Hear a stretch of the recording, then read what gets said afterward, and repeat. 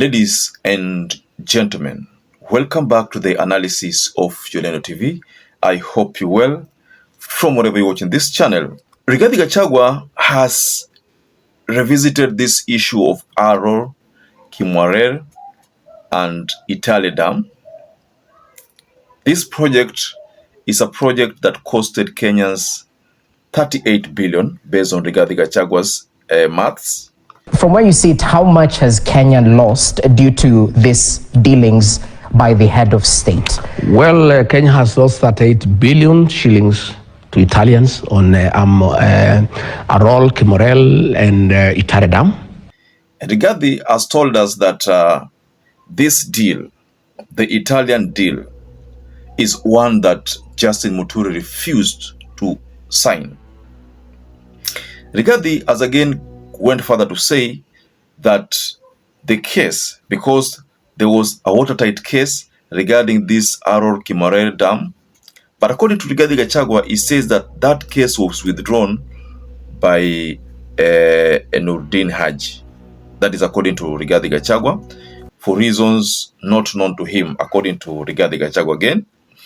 Now, Rigathi is telling us that Kenya has lost 38 billion and Justin Muturi should be treated as a hero because he never ascended or appended or okayed these deals.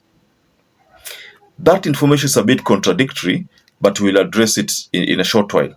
But as for now, until that level, Rigathi has maintained that Kenya lost 38 billion. So, ladies and gentlemen, I want us to go into that video, and there's some things I've managed to pick from the video, which I'll just share here, because we are told that Justin Muturi never signed any deal, but Kenya lost 38 billion. Does it mean that Kenya paid without the approval of the Attorney General? Because Attorney General never signed. This is what I want us to focus on. But before we get further this analysis, ladies and gentlemen, kindly like this video, subscribe to this channel, and to existing subscribers, I want to continue thanking you so much, because without you, this channel wouldn't have grown. Let's focus on Rigathi's points here. There's a time he tells us that there's a time Ruto had tried to reach Attorney General Justin Muturi back then as an Attorney General. And Rigathi is saying that William Ruto was mad because Justin Muturi could not pick William Ruto's calls. You see, when Justin Muturi went public during the Fixing the Nation session which took place at NTV, Justin Muturi told us that Ruto called him, but they had a phone conversation.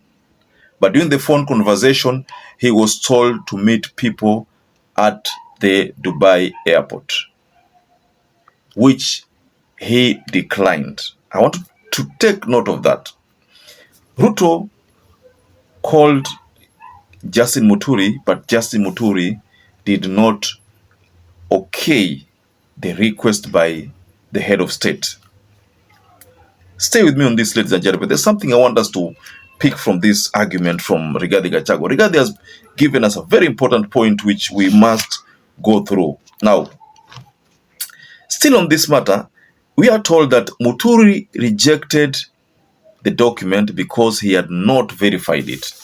Well, if you go back to Muturi's statement during the interview of Arror and Kimwarer, when they were talking about the billions, again, Justin Muturi told us it's true that he did not okay that deal. So if Justin Muturi did not okay the deal, it means Kenya did not lose money. Because then how else do you explain? But you see, what Justin Muturi talked about at that time was about $1 billion, which translates to 129 billion Kenya shillings. He was supposed to sign, na hiyo pesa ilikuwa ije kwa ministry na sio treasury. But according to Justin Muturi, ilikuwa ni hiyo pesa iende kwa treasury. sio ministry direct, but according to Muturi, the head of state wanted it to go to the ministry direct. So that is where kulikuwa some hawakuelewana kabisa on where that money is supposed to go to. But based on Rigathi's explosive statement, he says that that is the reason why William Ruto was mad with Justin Muturi. And it's not that Justin Muturi is incompetent, it's just that Justin Muturi has some firm principles which he cannot compromise. That is what Rigathi Gachagua is telling us. So, ladies and gentlemen, this issue is all about Arror-Kimwarer Dam and Arror-Kimwarer and Itali Dam, a project which was incepted during Uhuru time, and we believe and we were told by Uhuru Muigai Kenyatta back then that wakati huo kulikuwa na ufisadi ambao ulifanyika, and that Arror-Kimwarer Dam project was never done. Kenya has lost 38 billion shillings to Italians on Arror-Kimwarer and Itali Dam. President William Ruto says Muturi is incompetent. That is a lie. Muturi was a very competent Attorney General. He's a patriot. He is a hero to this country. President William Ruto had serious problems with Justin Muturi because he would never agree to give a nod to corrupt deals. Justin Muturi was ordered by President William Ruto to sanitize Arror-Kimwarer, and he refused. And the president said the case between us and the Italians, we had a very weak case. And he told the president, no, we have a very strong case because these people never delivered anything, but they were paid 38 billion shillings. So we have a strong case. He said, no. The criminal charges against those people were withdrawn by Nuruddin Haji's DPP. And the president picked a team without Muturi to go to Italy, headed by his private lawyer Adil as chairman, Nuruddin Haji and Kennedy Ogeto, to go and sanitize Arror-Kimwarer. And that happened. And Muturi was not involved, and the president was very bitter with Muturi. One day, president called me and he was in a rage. Actually abusive. Wewe Rigiji, huyu mjinga mbele huyu naitwa Justin Muturi ni mjinga sana. Can you look for him? Umwambie I am his appointing authority, mimi ndio rais. I've called him, I've given him instructions to sign some documents, and he's saying he cannot sign. You tell him, kama utamuongelesha Kiembu, umuongelesha Kiembu kama ndio atasikia, ya kwamba if he does not execute those documents, I want his letter of resignation akifika Nairobi. This is while he was AG. Yeah. I said, Mr. President, calm down. What is the problem? He said, hiyo mtu ni mjinga, mlevi, very incompetent fellow. Hii mtu uliletea, ulitoa hii mtu wapi? He was very quarrelsome. He was almost abusing me. So I said, okay, Mr. President, let me talk to him. I called Justin Muturi, and the number was roaming. Yeah, AG, where are you? He said, no, I'm in Dubai on transit. I'm coming from somewhere. I'm on the way back to Nairobi. I said, the president has called me and he's very bitter that you are disobeying him and there are things he has asked you to do and you are not doing. Why are you disobeying the president, Mr. AG? He says, no, president has asked me to sign them documents in the lobby of an international airport. Documents I have not seen. Documents I have not verified. Documents I have not authenticated. I mean, DP, how do I sign things that I don't know? And it's about $1 billion US, and these are things that I don't know. And these people, DP, I'm very unhappy. They called staff from my office. President is telling me, your people have worked on it, just sign. And nobody told me that they have called people from my office. I cannot sign. The president says you resign when you come. He said, no problem, I'll resign, but I'll not sign. So because Kenya had a watertight case against the Italians, Muturi back then, based on Rigathi Gachagua's statement, ni kwamba Muturi alitaka ili swala hii koti iende sana, lakini the head of state alisema achana na hiyo kesi. So the big question is, if Kenya had a watertight case against the Italian, kwa nini hiyo kesi iliachwa? Why was the matter dropped?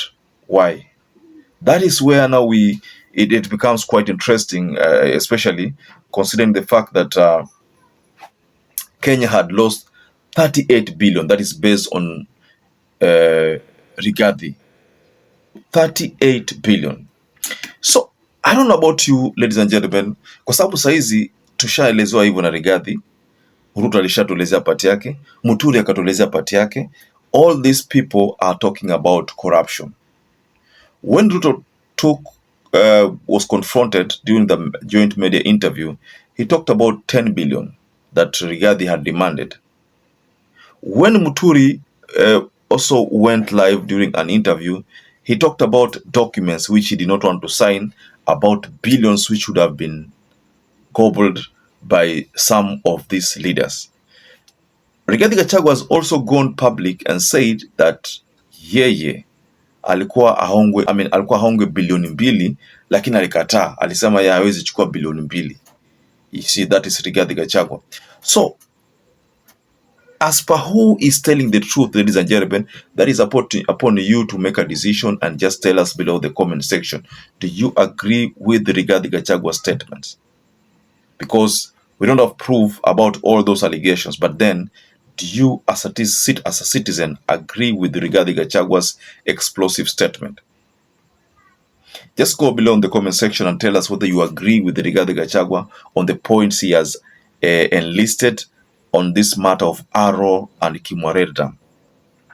If you don't agree, also just tell us below in the comment section that you don't agree with your own reasons. So perhaps if you're watching this video and you have not subscribed, take 1 second and subscribe, like this video. Until we catch up again, stay safe and stay blessed.